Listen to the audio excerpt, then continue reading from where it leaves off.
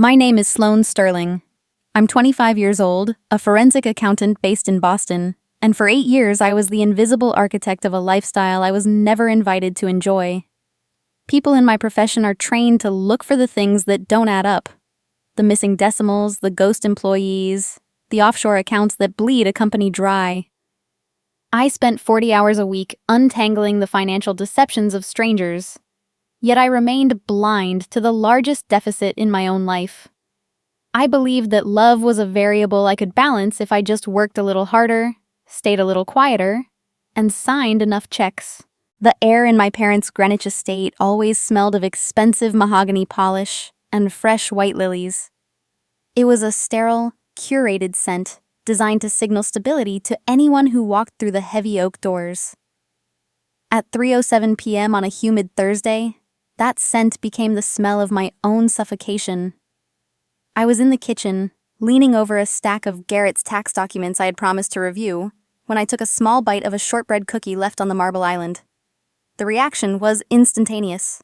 A single, misplaced hazelnut, the one thing my body considers a lethal threat. The world didn't tilt. It flattened. The constriction began in my chest before moving to my throat, a heavy velvet curtain closing over my windpipe. I tried to draw a breath, but the oxygen remained trapped on the other side of a door that had just been locked. My skin turned a searing, panicked red. I reached for the counter, but my fingers found only air, and I slid to the floor. The sound of my own wheezing was like dry leaves scraping against pavement, a small, pathetic noise in such a grand house. I crawled toward my phone. My vision was tunneling, the edges of the room turning into an ink blot test. I didn't call 911 first. In that desperate, primal moment, I reached for the one person who was supposed to be my safety net. Lucinda answered on the 6th ring. The surrounding noise was a symphony of tinkling crystal and polite laughter. "Sloane, I'm at a wine tasting for your birthday party next week. This Chardonnay is a bit sour. Do you think we should switch to Riesling?" I tried to speak. The word help was stuck behind the swelling in my throat, emerging only as a wet, clicking sound. I managed to let out a fractured gasp. "Sloane, don't overreact." Lucinda's voice changed, becoming sharp and impatient. "I know you want to cause trouble because it's your birthday, but Celine is filming a devoted mother's party video for her channel. Don't ruin the scene with your antics. You're an adult. You have insurance. You have money. Just call 911. Don't bother me right now." The line went dead. She didn't ask why I was wheezing. She didn't ask if I was okay. She didn't even stay on the line long enough to hear the phone hit the floor. The silence that followed was the loudest thing I had ever heard. In the Sterling house, my existence was a utility, and right then, I was an inconvenience to the branding of my own celebration. I didn't have time for the luxury of a breakdown. I dragged my body toward the junk drawer near the pantry. I found it in the back, an old expired EpiPen I had forgotten to replace. I didn't hesitate. I slammed the needle into my thigh through my slacks. The rush of adrenaline was violent, a jagged spark that forced my lungs to expand just enough to catch a sliver of air. I didn't call my mother back. I opened the Uber app and requested a med service. Javier, the driver, arrived 4 minutes later. He found me staggered against the porch railing, my face swollen beyond recognition, my breath coming in shallow, ragged hitches. He didn't ask about my insurance. He didn't ask if I was being dramatic. He grabbed my arm, his hands shaking with genuine concern, and helped me into the back seat. As we pulled away, I saw my mother's SUV pass us in the opposite direction. She was 5 minutes away. She didn't even look toward the gate. A stranger was driving me to the hospital while my family was busy choosing a cake for a girl they hoped would stay invisible. In the emergency room at Hartford Healthcare, the world became a series of white ceilings and the steady, rhythmic beep of a heart monitor. The IV drip felt cold in my vein, a clinical reminder that I was still here. A nurse in blue scrubs hovered over me, her expression a mix of professional care and pity. She had seen the phone logs. She had seen the messages I sent while waiting for the Uber. She didn't say anything, but the way she squeezed my hand told me she knew. I asked for my laptop. She thought I was a workaholic, a woman who couldn't let go of her ledgers even in a hospital bed. She didn't realize I was about to perform the most important audit of my life. I opened my Chase banking app. The light from the screen reflected in my eyes, cold and blue. I looked at the recurring transfers, the lifeblood of the Sterling estate. For years, I had automated my own exploitation. Greenwich Estate Mortgage, $4,200. I clicked cancel. Celine's Porsche lease, $1,100. I clicked cancel. Country club membership, $850. I clicked cancel. The sensation of clicking confirm was lighter than air.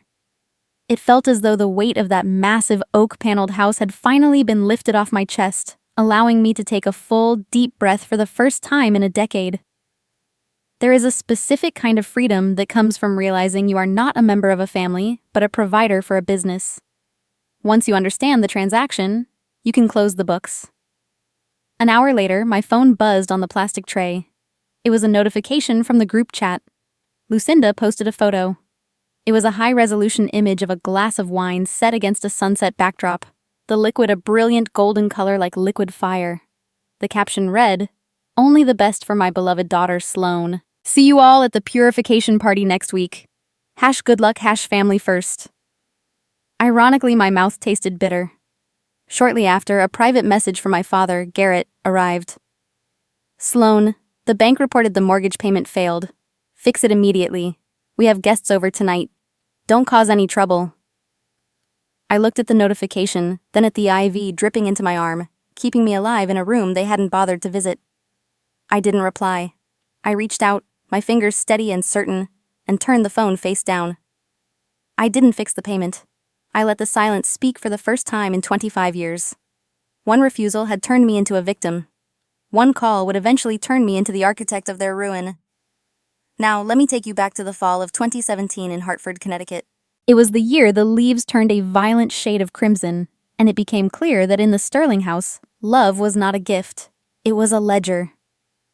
My father, Garrett, was the enforcer of the family name. To him, children were either assets or liabilities, evaluated by the prestige they could bring to his dinner table. My mother, Lucinda, was the curator of appearances, a woman who believed that a family was only as strong as its latest group portrait. Together, they ran our home with a set of unspoken laws. Image was the only currency, and obedience was the only path to a seat at the table. In our house, you didn't just exist, you occupied a rank. And that rank was determined by how much light you could reflect back onto them. My sister, Celine, was the luminous child. She was ethereal, delicate, and expensive, the dream they wanted to live through. When she breathed, they looked for a camera. I was the practical child, sturdy, utilitarian, and quiet. I was the reality they preferred to ignore. She was the portrait they hung in the foyer for everyone to admire. I was the load-bearing wall hidden behind the wallpaper. You only noticed me when the ceiling started to sag. History is a record of patterns, and mine was a pattern of being managed rather than celebrated. During my university graduation, I stood in my black robes, having just received the top honors in forensic accounting. I had been named the primary recipient of the Excellence in Auditing Award.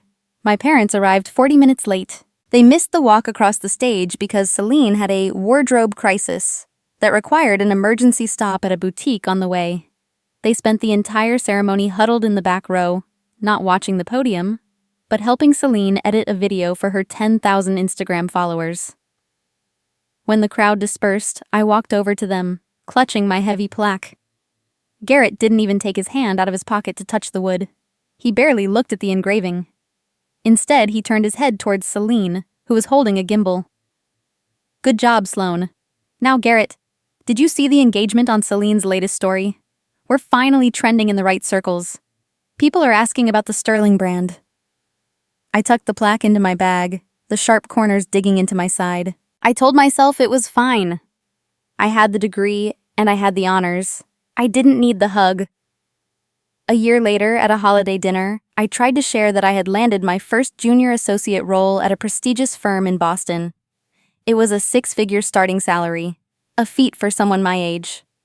I had waited for a lull in the conversation, my heart beating with the rare hope of being seen. "I start in the Boston office next month," I began, my voice steady. Lucinda didn't even put down her wine glass. She cut me off before I could finish the sentence. "Sloane, we know you're doing well. You're always fine. But we need to discuss Celine. She's feeling completely overwhelmed by the pressure of her brand. She needs a 3-week wellness retreat in Tulum to reset her energy. Garrett nodded solemnly, as if they were discussing a state of emergency. Sloane, you're sturdy. You have a brick-and-mortar soul. But Celine is fragile. She's the heart of this family, and the heart needs rest. It made sense at the time. Celine was a glass sculpture. I was a brick. Bricks don't need wellness retreats. I accepted the silence because I believed I was the only one with the shoulders broad enough to carry it. I didn't see the neglect as a slight. I saw it as a testament to my strength. The clinical cold of the IV drip in my arm pulls me back to the present. The adrenaline from the EpiPen has left me with a hollow, shaking exhaustion. I am back in the hospital bed in Hartford, surrounded by the hum of machines that care more about my vitals than my family does. Garrett's message about the failed mortgage keeps echoing in my mind. A failed mortgage for a multi-million-dollar estate in Greenwich doesn't happen because of a bank error. It happens because the guarantor is no longer providing the funds. I open my phone and navigate past the group chat, past the photos of wine and celebrations, and open my Credit Karma app. I don't look at my score. I look at the recent inquiries. There it is. A hard inquiry from a high-end property management group in Manhattan, dated 3 months ago. I dig deeper into the credit report, my breath hitching as I see a primary lease agreement for a luxury penthouse on the Upper West Side. It is currently $20,000 in arrears. The primary Social Security number on that file is mine. The secondary guarantor is Lucinda Sterling. The truth is a ledger that finally balances. The favoritism wasn't an accident of the heart. It was a strategic redistribution of my future to fund her fantasies. Celine wasn't just the fragile heart of the family. She was a thief. And my parents weren't just favoring her. They were using my identity as their personal, unlimited line of credit. I look at the $20,000 debt on the screen, the exact amount I had spent 3 years saving for my own apartment deposit. I wasn't just the practical one. I was the bank. And it was time to close the accounts. Friday morning in the hospital always feels like a slow-motion descent. The harsh fluorescent lights in my private room were dimmed, casting long, clinical shadows against the eggshell walls. I was staring at the IV bag dripping at a rhythmic, taunting pace when the door opened. Lucinda entered, not with the sharp clack of her usual heels, but with the soft, muted step of someone visiting a sanctuary. She wasn't carrying a camera or a gimbal. She was holding a ceramic thermos. When she opened it, the scent of homemade leek and potato soup, the one meal she used to make me when I had the flu at age 7, completely obliterated the smell of hospital bleach. For 10 minutes, the room smelled like a home I had spent years trying to find. "You need your strength, Sloane," she whispered, tucking a loose strand of hair behind my ear. Her touch was cool, almost tender. I leaned into it. I know now that the warmth was just a temperature swing designed to make me pliable. But at that moment, I thought the woman who had ignored my dying gasps on the kitchen floor had finally seen the shadow of my ghost. Then the harvesting began. She sat on the edge of my bed, her hand resting on my arm, and started asking the kind of small domestic questions that felt like concern. She asked about my recovery timeline, but then the questions pivoted. "Who exactly is this Elias Thorne, honey? He signed your admission papers as a temporary guardian. Is he a friend, or just the man who signs your paychecks? Does he have access to your personal files at the firm? And your apartment in Boston? The lease is up in 3 months, isn't it? We were thinking you should move back to Greenwich to recover. It would be safer." She was taking notes on her phone, nodding as I spoke. She remembered the name of my building manager, my work login protocols, and my upcoming audit schedule with a precision that was chilling. I thought she was remembering because she cared. I didn't realize she was a general mapping out a battlefield. Hungry for the gaze of a mother who finally seemed to see me, I talked too much.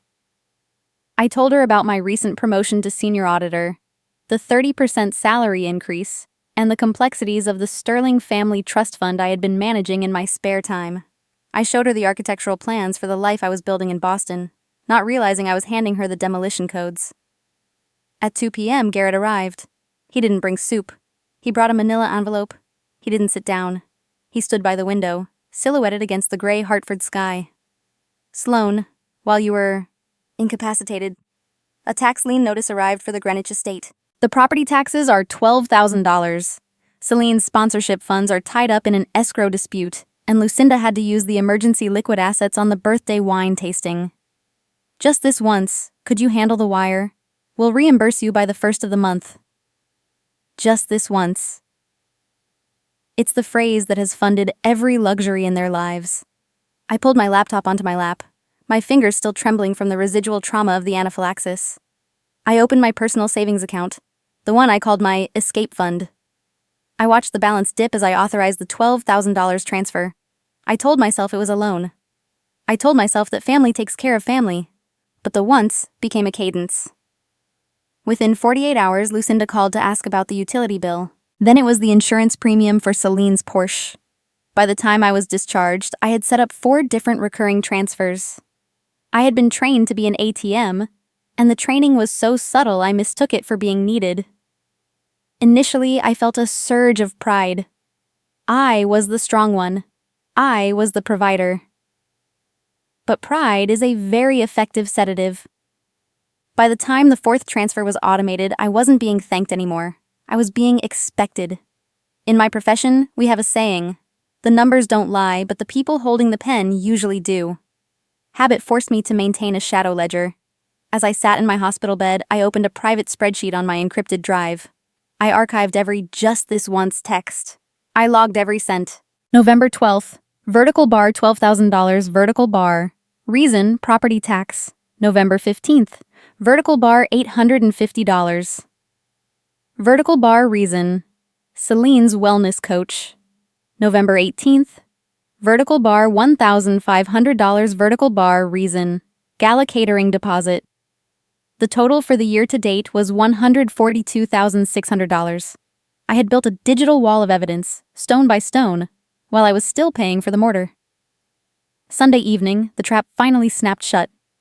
Garrett returned, looking solemn, almost mournful. Sloan, the hospital administration is being difficult. They need you to sign these billing releases so we can keep you in the private wing. We don't want you moved to a general ward before you're ready. He handed me a stack of papers. I flipped through them, my auditor's eyes scanning the fine print out of instinct. On page 4, tucked neatly behind a standard HIPAA release, was a medical power of attorney and a financial guardianship clause. It granted Garrett and Lucinda total control over the Sterling Trust and my personal accounts if I were deemed physically or mentally overwhelmed.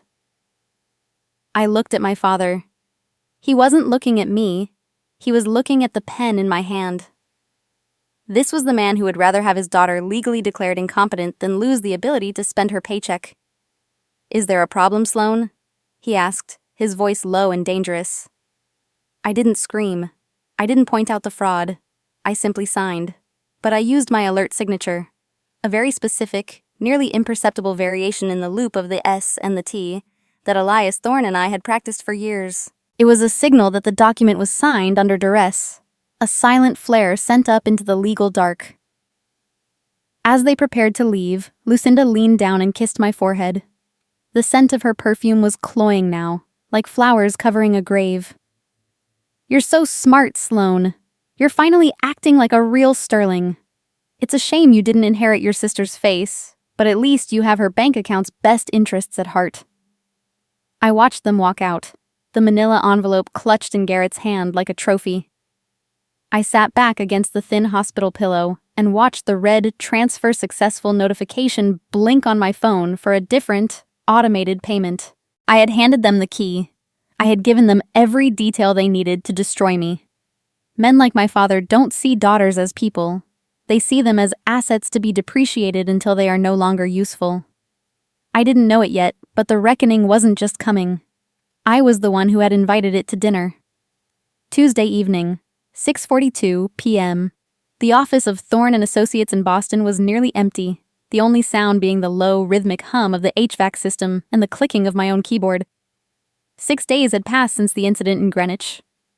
I was back at my desk, surrounded by a 400-page ledger, trying to convince the world, and perhaps myself, that I was unshakable. but the air in the room suddenly felt like it was made of lead. A biphasic reaction is a cruel secondary surge of anaphylaxis that hits just when you think the danger has receded. I was leaning over a spreadsheet when the dizziness struck, sharp and absolute. My glass water bottle slipped from my hand, shattering against the dark hardwood floor with a sound like a gunshot. The world tilted 45 degrees.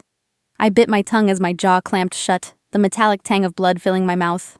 I collapsed. The floor was cold, the blue-white glare of the overhead LEDs stinging my eyes. My heart felt like a panicked bird trapped behind my ribs, fluttering at a terrifying pace, 160 beats per minute. Tachycardia. It was 6:48 p.m. I had exactly 12 minutes before the night security protocols locked the elevators. Elias was in a board meeting across town. I was entirely alone. I couldn't speak. My throat was tightening again, the velvet curtain of suffocation returning for a second act. I fumbled for my phone, my fingers clumsy and numb. I didn't have the breath to call 911. I opened the Sterling family thread on iMessage.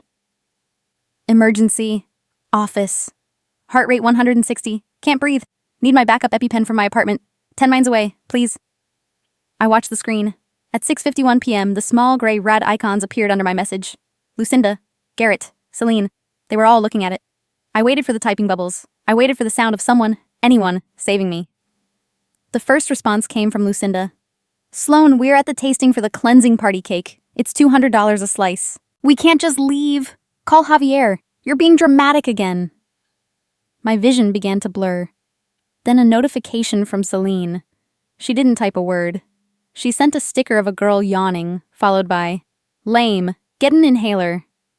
Also, why hasn't the deposit for my birthday dress cleared? Fix it. Finally, Garrett. Stop clogging the thread with emergencies. We're busy. Figure it out.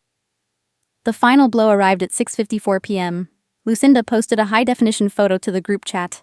It was a champagne toast, the bubbles rising in thin, elegant flutes against the backdrop of an expensive bakery.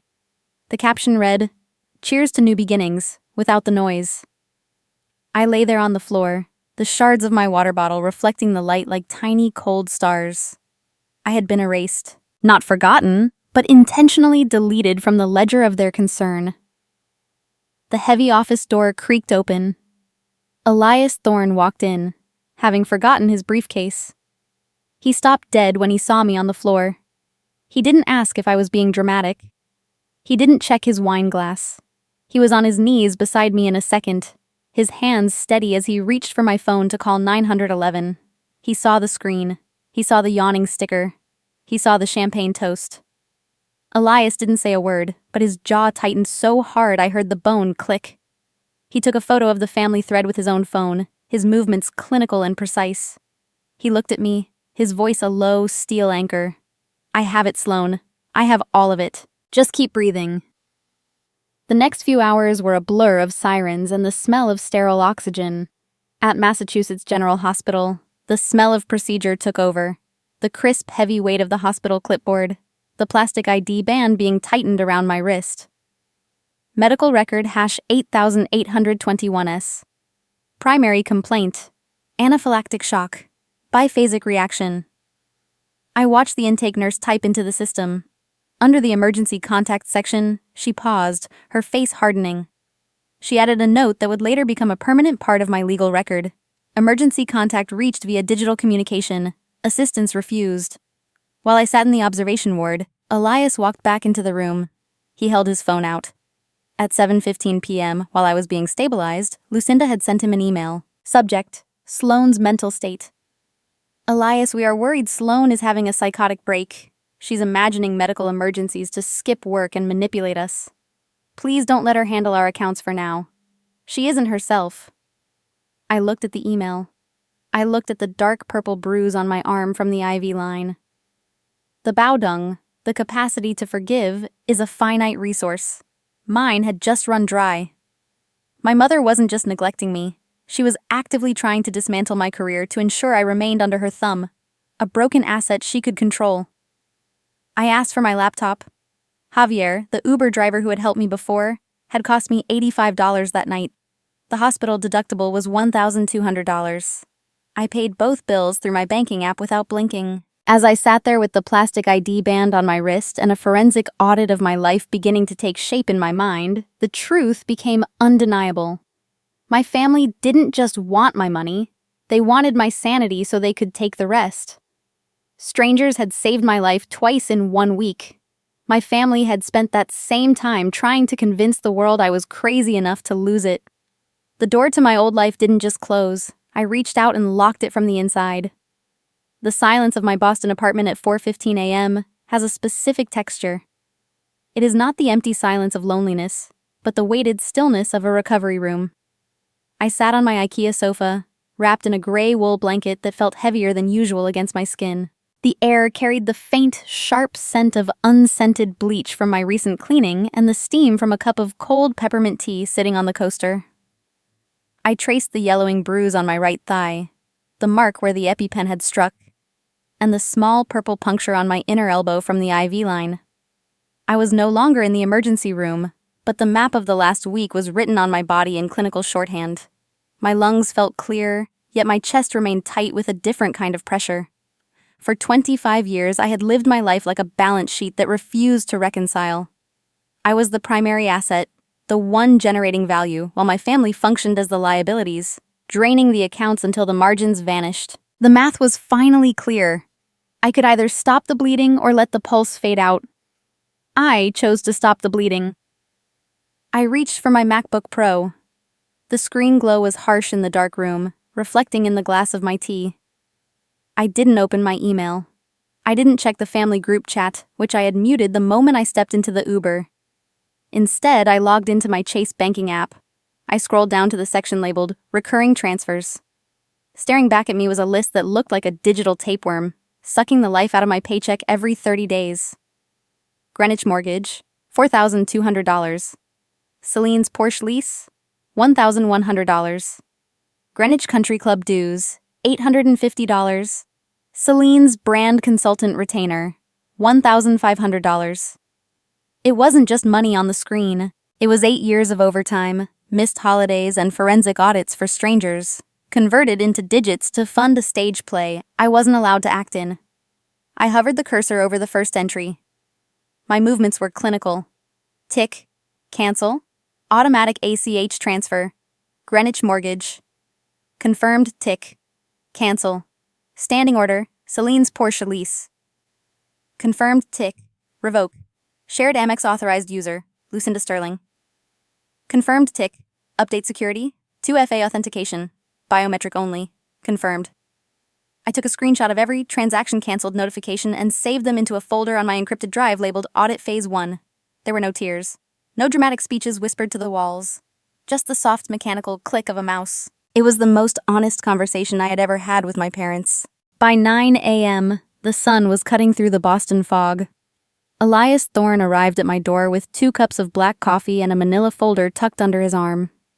He didn't ask how I was feeling or if I had slept. He simply handed me a coffee and walked to my kitchen island. "The signature worked," Elias said, his voice a low, steady anchor. The bank flagged the power of attorney form Garrett tried to file. The alert signature triggered a manual review. They've frozen the Sterling Trust's outgoing wires for 48 hours pending a secondary verification from you. "Are my personal accounts locked?" I asked. "Completely," he replied. "They can't touch a cent." I took a sip of the coffee. It was bitter and hot. Better. For the first time in my life, I own my Monday. We spent the afternoon driving toward the Connecticut border, but not to Greenwich. We went to Maple Ridge, the assisted living facility where my grandfather, Arthur Sterling, spent his days. The facility was quiet, smelling of lavender wax and old books. Grandpa Arthur was sitting by the window, his hands like gnarled oak, resting on his knees. When he saw me, his eyes, usually clouded by the fog of age, cleared with a sharp, sudden recognition. He didn't offer a hug. He knew I was currently made of glass and steel. He reached under his pillow and pulled out a tattered, leather-bound notebook. "Sloan," he whispered, his voice like gravel. "I knew you'd come. The books don't match." I opened the notebook. It was a handwritten ledger. It detailed exactly how Garrett and Lucinda had been diverting the medication and physical therapy funds from his insurance payouts to cover Celine's influencer trips to Dubai and Paris. Thousands of dollars meant for an 80-year-old man's care had been spent on first-class seats and designer luggage. "You're doing the right thing, Sloane," Arthur said, gripping my hand surprisingly tightly. "The name Sterling belongs to the truth, not to thieves. Don't let them sink the whole ship just to save their own cabin."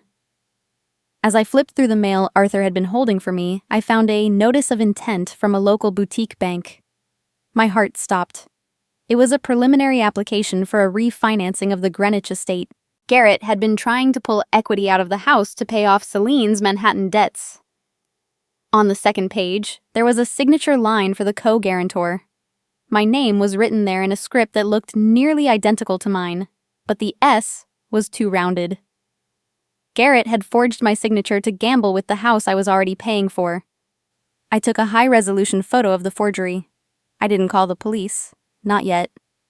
"We let them finish the stage before we start the show," I told Elias as we walked back to the car. I knew the fallout was coming. The mortgage was due on the 1st of the month, 3 days away. Garrett and Lucinda would notice the missing $4,200 long before they noticed my absence from their lives. I had spent years being the load-bearing wall, quietly holding up the roof while they decorated the rooms. I thought the silence of the hospital was the hard part, but as I watched the Connecticut coastline blur past the window, I realized I was finally looking forward to the sound of their world starting to crack. Saturday morning in Boston. The sunlight hit the white marble countertop of my new apartment with a clarity that felt surgical. The kitchen was quiet, save for the rhythmic whir of my burr grinder and the scent of fresh, high-altitude coffee beans. There were no urgent group chat notifications, no demands for wire transfers, and no camera shutters clicking in my periphery. My new life was orderly, calculated, and stable. However, the shadow of the Sterling house still stretched across the miles. I caught my reflection in the glass of the toaster and saw a woman who looked closer to 30 than 25. I found myself setting out 2 plates for breakfast out of habit, only to stare at the empty chair across from me for a full minute. Between my ribs there was a dull, phantom pressure. Not the physical constriction of anaphylaxis, but the weight of being deleted. I haven't been forgotten. I've been erased. I was finally breathing on my own, but the air still tasted like the storm that hadn't quite broken yet. My phone buzzed on the counter at 8:42 a.m. It wasn't my family. It was a text from Javier, the Uber driver who had become an accidental witness to my survival. "Sloane, I was driving a client near your parents' estate in Greenwich today. There's a massive white tent being set up on the north lawn. Valet stands, security everywhere. I thought you should know. It looks like a wedding, but there's no bride." I set my coffee cup down without taking a sip. I walked to my hallway closet and pulled out the heavy black forensic binder. The transition was instant. I stopped being the target and started being the auditor. 9:14 a.m. 3 sharp, rhythmic knocks echoed against my heavy oak door. I stood perfectly still for 4 seconds, letting the sound settle. I checked the peephole. It took me exactly 6 seconds to turn the double bolt lock and swing the door open. Elias Thorne stood in the hallway, wearing a charcoal wool suit despite it being a Saturday morning. Beside him was a private transport attendant pushing my grandfather, Arthur Sterling, in his wheelchair. Arthur looked up at me, his eyes sharp and crystalline for the first time in months. The fog of his medication, the medication my parents had been skimming funds from, had finally lifted. He didn't offer a sentimental hug. He reached out and gripped my hand with a strength that surprised me. "Sloane," he said, his voice a low, gravelly rasp. "You don't need to explain the mortgage. I saw the bank notices they tried to hide. I know enough." Elias placed a hand on the doorframe, his expression as unreadable as a court docket. "We're not here for a social visit, Sloane Sterling. We're here to finalize the logistics of the 25th. Arthur reached into the pocket of his cardigan and pulled out a heavy, cream-colored envelope. It was gold embossed with the Sterling family crest, the edges crisp and expensive. I opened it, feeling the raised ink under my thumb. Line 1. You are cordially invited to the 25th birthday of Sloane Sterling. Line 2. A night of family accountability and spiritual cleansing. Line 3. Hosted by Garrett and Lucinda Sterling. They weren't just throwing me a party. They were building a gallows and calling it a celebration. They had invited my colleagues, my former professors, and 40 of the most influential names in the Greenwich Social Register to watch them cleanse the family of my existence. By framing it as a spiritual accountability session, they were attempting to legalize my social execution before they seized my assets. Elias opened his leather briefcase, revealing a stack of documents kept with silver clips. I saw the notarized affidavit for the identity theft Celine had committed, the evidence of the forged refinancing signatures, and a neon orange foreclosure notice. "They've invited the audience, Sloan," Elias said. "They've set the stage. They think you'll stay here in Boston, too weak or too ashamed to show up. They believe the live stream will be the final word on your reputation." Arthur tapped the invitation with a trembling finger, his jaw set in a line of ancient granite. "They want to talk about sins, Sloan? Let them, but they forgot that you're the one who keeps the books." In that ballroom under those crystal chandeliers, I wouldn't need to shout. I wouldn't need to plead for my humanity. The numbers were already screams. They just needed a microphone. I looked at the gold embossed date on the card. Next Thursday, 7 p.m. "I'll be there," I said, my voice as calm as a closing argument. "And I'm bringing the receipts." Preparation is a ritual of the mind. At 2 a.m. in my Boston office, the only sound was the rhythmic whir-clack of the laser printer. The smell of hot ink and ozone filled the small room, a scent that usually signaled a long night of corporate tax audits. But tonight, I wasn't auditing a company. I was assembling the armor of my own truth. I organized the documents with a precision that bordered on the religious. Tab 1, Identity Theft, the Manhattan penthouse lease with my forged initials. Tab 2, Refinancing Fraud, the application where Garrett had attempted to gamble with the equity of the Greenwich house using my credit score. Tab 3, The Medical Ledger, the medication funds diverted from Grandpa Arthur. Tab 4, The Personal Ledger, 8 years of just this once transfers, every cent accounted for. My hands trembled slightly as I clicked the heavy, 3-ring binder shut. The sound was sharp and final, like a gavel striking wood in a silent courtroom. I wasn't preparing to win a shouting match. I was preparing to ensure that the sterling narrative could no longer be edited. Elias Thorne was leaning against my desk, a cup of lukewarm coffee in his hand. He flipped to the summary page I had typed.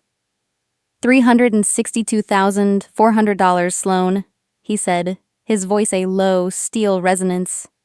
That is the total amount you have funneled into that house in the last 5 years alone. And they had the nerve to call you a burden in their email to me. They didn't just spend your money. They tried to spend your reputation.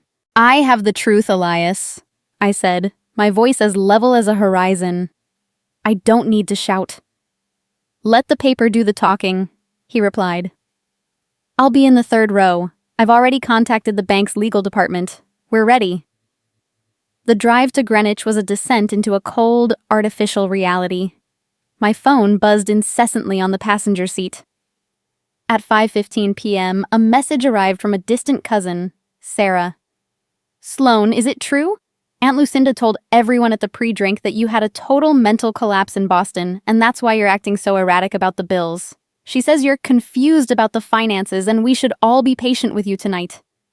I felt the burn start at my sternum and climb. It was a preemptive strike, social gaslighting at its most efficient. By labeling me unstable before I even arrived, they were discrediting the witness. They wanted the audience to view any evidence I presented as the delusions of a broken daughter. I pulled into the Sterling driveway at 6:55 p.m. The lawn was a sea of black luxury SUVs, their polished surfaces reflecting the dim November light. A massive white tent had been erected on the north lawn, glowing from within like a paper lantern. As I stepped out of my car, the sound of a string quartet playing Vivaldi's Winter drifted through the air, a cold, sharp melody that matched the temperature of my skin. The house was filled with 40 of the most influential names in the Connecticut Social Register. The air smelled of expensive perfume, aged mahogany, and white lilies, the same flowers that had been in the kitchen the day I couldn't breathe. It was a gala for a ghost. I walked into the great hall, the black binder tucked under my arm like a shield. I felt the eyes, pity from the aunts, suspicion from the board members, and a voyeuristic hunger from the strangers who had come for the drama.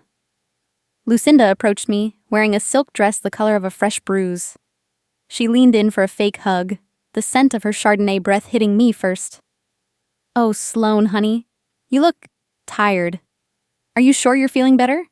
The doctor said the episode was quite severe. Maybe you should sit in the back row where it's quiet." I sidestepped the hug, my movements as clinical as a handoff. "Hello, Mrs. Sterling. I'm perfectly fine. I'll take my seat in the center." The use of the formal Mrs. Sterling sent a visible ripple through the nearby guests. I had officially moved our relationship from blood to business. I could see the panic flicker in her eyes for a split second before she masked it with a practiced, tragic smile. I stood near the bar and heard my father, Garrett, speaking to a group of local investors. "It's a tragedy, really," he said, his voice the deep, judicial baritone he used to deliver verdicts. "Ever since the accident, Sloane's been so dramatic, confused about the Sterling Trust. We're holding this tonight to help her find her way back to reality. A cleansing of the spirit, if you will." The guests nodded solemnly. I didn't defend myself. I just gripped the binder and looked across the room at Grandpa Arthur. He was seated in his wheelchair in the far corner, his hands resting on the silver handle of his cane. He caught my eye and gave a single, slow nod. It was time. The string quartet stopped. The room went into a vacuum of silence. The Honorable Arthur Sterling was scheduled to give the opening toast, a tradition in our family. But before Elias could wheel him to the podium, my father lunged for the microphone. He held 3 pages of handwritten notes, his expression a mix of paternal disappointment and righteous authority. Celine moved to the front, her iPhone mounted on a gimbal. The red live light blinking at the 40 people in the room and the thousands of strangers online. "Thank you all for coming," Garrett began, his voice filling the hall. Tonight was supposed to be a celebration of Sloane's 25th year. But as a family, we have a duty to the truth. Before we cut the cake, there are things this community needs to know about Sloane's sins against the Sterling name. "Sloane, please stand up." I didn't move. I held my breath. I simply bent down and opened the first page of the document. The stage was set, the audience was waiting, and I was the only one who knew how the play would end. The Great Hall of the Sterling estate was a masterpiece of artificial radiance at 7:22 p.m. Under the weight of massive crystal chandeliers, the air carried the cloying scent of $400 Chardonnay and lilies. The string quartet had transitioned into a low, mournful cello piece, providing a cinematic backdrop for what was intended to be my social execution. I sat in a velvet chair in the 3rd row, slightly off-center, the black forensic binder resting on my lap like a leaden anchor. I was not a participant in this evening. I was a witness to the decay of my own lineage. Garrett stood at the podium, his posture mimicking the dignity of a man about to deliver a holy verdict. Beside him, Lucinda dabbed her dry eyes with a lace handkerchief, her silk dress shimmering under the lights. Celine circled the perimeter with her gimbal, her eyes fixed on the screen of her phone, where a digital audience of 6,000 strangers waited for the raw family moment she had promised. Tonight was supposed to be a celebration of Sloane's 25th year. Garrett began, his voice dropping into that deep, judicial baritone. He didn't yell. He spoke with the measured disappointment of a priest facing a heretic. But how can we celebrate when our own blood uses money to hold us hostage? Sloane has been unstable. Ever since her medical episode, she has tried to control this household with every dollar she earned, acting as if her parents were her employees and her sister was a burden. He paused, letting the word burden echo through the silent hall. I watched the guests. I saw the board members from Garrett's firm nodding. I saw the neighbors I had known since childhood looking at me with a mixture of pity and revulsion. Lucinda stepped forward, taking the microphone with practiced, trembling grace. "We have discussed this with our closest advisors. We cannot allow this infection to grow. To save Sloane, we must first save ourselves from her influence. Who here stands with the Sterling name? Who agrees that it is time to cleanse this family of Sloane's shadow?" It was a slow, rhythmic wave. One by one, the 40 guests stood up. It was a collective rejection, a social contract being torn up in real time. I sat perfectly still, absorbing the pressure of their judgment. I didn't defend myself, I didn't cry, I simply observed who stood first and who avoided my eyes. The silence lasted for 5 heavy seconds, a vacuum of air that felt more suffocating than the hazelnut dust in the kitchen. Then, the floorboards groaned. Grandpa Arthur tapped his silver-headed cane twice against the hardwood. The sound was sharp, a gavel strike that cut through the atmospheric tension. From the back row, Elias Thorne stood up. He didn't look at the crowd. He looked directly at my father. "Garrett," Elias said, his voice a cool blade of legal steel. "Before the cleansing is finalized and the live stream hits 10,000 viewers, perhaps the guests should see the actual balance sheet. Fairness dictates that a jury sees the evidence before they deliver a verdict." I stood up. I didn't walk to the podium. I walked to the AV console at the side of the room. It was my birthday, and I had brought a presentation. I plugged my tablet into the system, and the massive 80-inch gala screen flickered to life, obliterating the family portraits on the walls. The first slide appeared. It was a split screen. On the left, a digital copy of my vital signs from the Boston hospital night, showing a heart rate of 160 BPM and the clinical note, "Refused assistance." On the right, a high-resolution screenshot of Lucinda's message from the group chat. "Mom's at a wine tasting. Don't disturb." A low murmur rippled through the room. The woman in the front row, who had been nodding a moment ago, suddenly lowered her champagne glass. I swiped to the second slide. The Manhattan penthouse lease agreement. I had highlighted my forged initials in a searing forensic red. Next to it, I displayed the credit report showing $20,000 in arrears. "Tab 2, I said, my voice as flat and precise as a ledger entry. "Celine's lifestyle has been funded by a primary social security number that belongs to me. My mother acted as the secondary guarantor for a debt she knew I never authorized." The standing guests began to sit down. The sound of velvet chairs scraping the floor was the only noise in the hall. People began to shift away from Lucinda as if her silk dress were suddenly contagious. The final slide was a graph. 8 years of automated transfers, mortgage payments, country club dues, Porsche leases, wellness retreats. $362,400, I stated. "That is the cost of my selfishness. That is the price I paid to keep the roof over your heads while you rehearsed the scripts you read tonight." The room was no longer a ballroom. It was an audit. I pulled my phone from my pocket and hit the loudspeaker. The call was already connected. "Sterling National Bank, Mortgage Department. This is Marcus speaking. How can I help you, Miss Sterling?" "I am Sloane Sterling," I said, my eyes fixed on Garrett. "The sole guarantor for the Greenwich property and the refinancing application number 4401. I am officially withdrawing my support. Cancel the escrow. Freeze the credit line effective immediately." There was a pause on the line. "Understood, Miss Sterling. Since the co-guarantor's signature has been flagged for manual verification, the file is now closed. The foreclosure process for the primary estate will resume at midnight." The phone went silent. Garrett's face drained of color, turning a mottled ash gray. Lucinda reached for the podium to steady herself.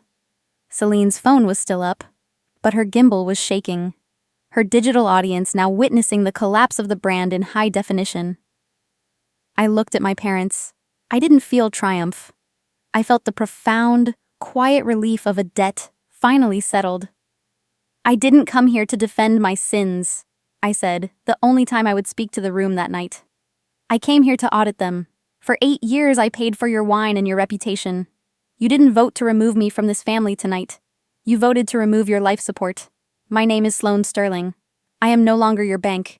And as of 7:34 p.m., I am no longer your daughter. That is the boundary." I set my champagne glass on the podium. I hadn't taken a single sip. I picked up my black binder and turned toward the doors. The 40 guests parted like a receding tide, making a wide, silent path for me. No one said a word. No one tried to stop me. 8:45 p.m. The driveway of the Sterling estate was a vacuum of sound. The string quartet had long since packed their instruments, leaving only the sound of gravel crunching under the tires of departing luxury SUVs. The guests left with a practiced, hollow haste. No parting pleasantries. No thank yous. Just the collective avoidance of eye contact as they retreated into the dark. I stood by my car, the November air sharp against my face, and watched the red and blue lights of a Greenwich police cruiser pulse against the white pillars of the house. The machinery of the law had taken over where my charity ended. Celine was led out through the front door, her wrists bound in silver zip ties, her face a smeared, unrecognizable mask of expensive mascara. She wasn't shouting. She was sobbing into the shoulder of an officer, a performance that no longer had an audience. Behind her, a representative from the bank placed a neon orange notice to vacate on the heavy oak door. 48 hours. That was the window they had to pack up a life built on a foundation of air. I wasn't happy, and I wasn't sad. I was simply finished. In the days that followed, the social order in Greenwich shifted without a single press release. Sterling's name, once the gold standard for stability, was now a cautionary tale whispered during club lunches. A week after the party, I received a short email from my cousin Sarah. I didn't know about Grandpa Arthur's medicine fund, Sloan. I'm sorry. It was a sign of change, a belated apology, but nonetheless an acknowledgement of the truth. Others said nothing. They simply distanced themselves when they saw Garrett and Lucinda at the market.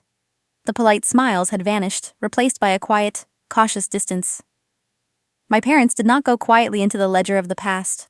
My phone vibrated intermittently with messages that I archived without reading. Lucinda wrote, "How could you humiliate us in front of everyone?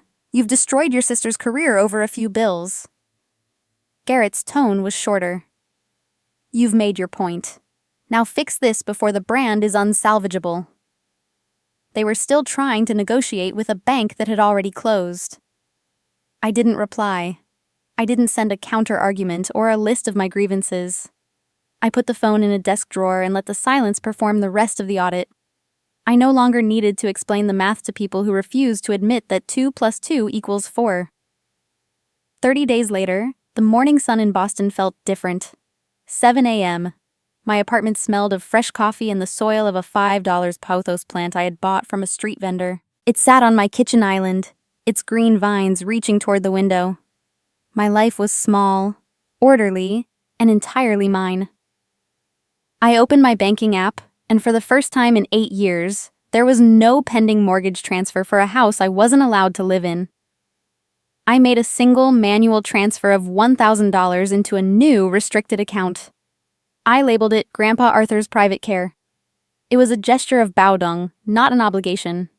I was caring for the one person who had chosen to see me, not out of guilt, but out of a clear, logical respect for the life he had left. I looked in the mirror while brushing my hair. I didn't need a gala, a cleansing party, or a gold-embossed invitation to define my value. I was Sloane Sterling. I was an auditor of truths, and for the first time in my life, my own books finally balanced. If you are carrying a debt that isn't yours, emotional, financial, or ancestral, you have the right to set it down. The world won't collapse. It will just stop spinning around people who don't deserve your gravity. The Sterling estate was sold at auction yesterday.